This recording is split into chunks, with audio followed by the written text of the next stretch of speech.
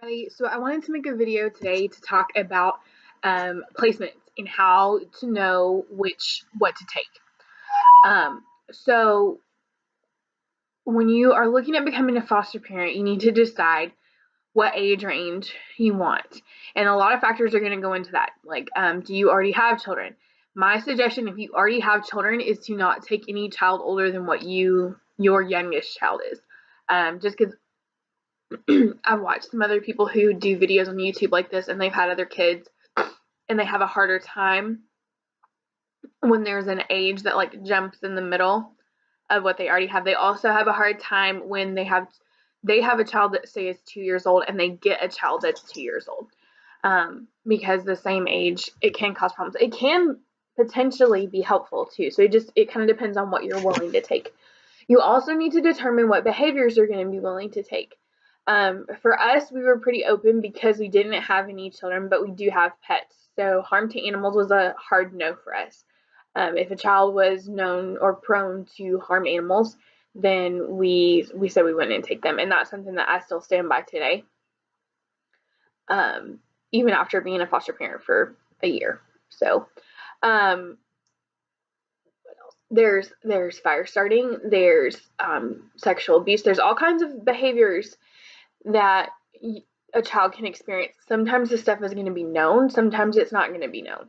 So you really have to be open and willing to be honest with yourself and your family about what you're willing to take, and also be open and honest with your agency. They may, like when we got licensed, we told our agency we were willing to take children 12 months old to 8 years old.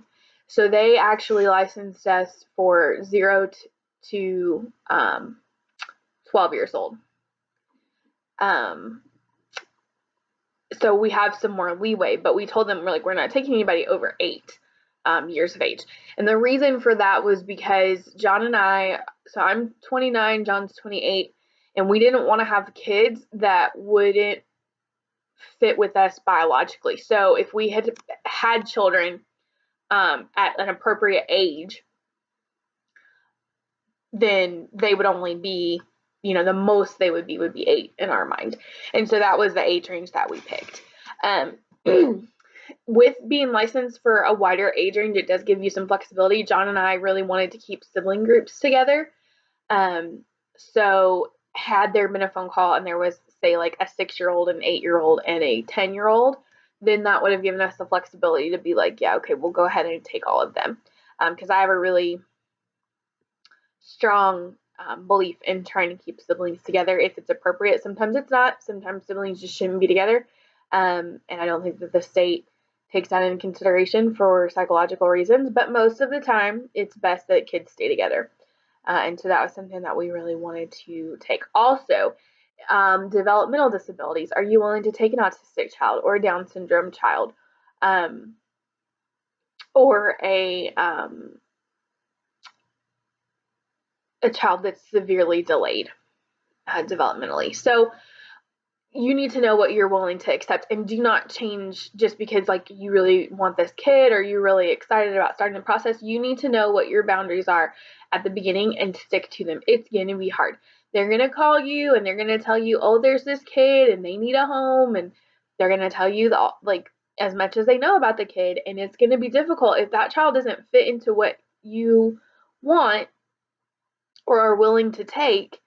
You need to be firm with yourself and with your agency about what you're willing to take. Now, I say that at the same time, if you're limiting yourself to, I want a girl, I want her to be, white, and I want her to be 3 years old, you're probably not going to get very many calls at that point. There needs to be some amount of flexibility. But you need to know what you want and what you're willing to put up with and what you can't handle. For us, I didn't think about this. When John and I got licensed, we don't have any children, so we were like, oh, well, we can take a sibling set because we have room. What I didn't think about was, what if there's a child who needs to be the only child for a while? That may be something that you're able to provide if you don't have children already, is because that child may need like individual attention, And you can do that because you don't have any other children. So those are kind of convenient things that come up that you don't really think about. Sorry, my cat is on the bed. Yeah, so those are just kind of the things that you need to think about when you're looking at what you're willing to take and what you're willing not to take. Also, you got to look at how much work is going to go into a child that has behaviors.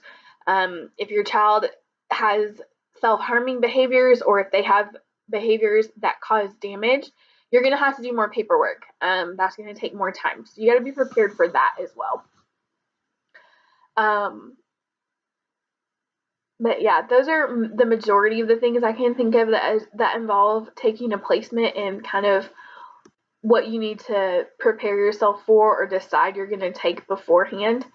If you guys have any questions, let me know. I did add a little icon, so now you can subscribe to my channel. If you have any questions or if you're interested in subscribing, you'll get notified when I put new videos up. So, thanks, guys.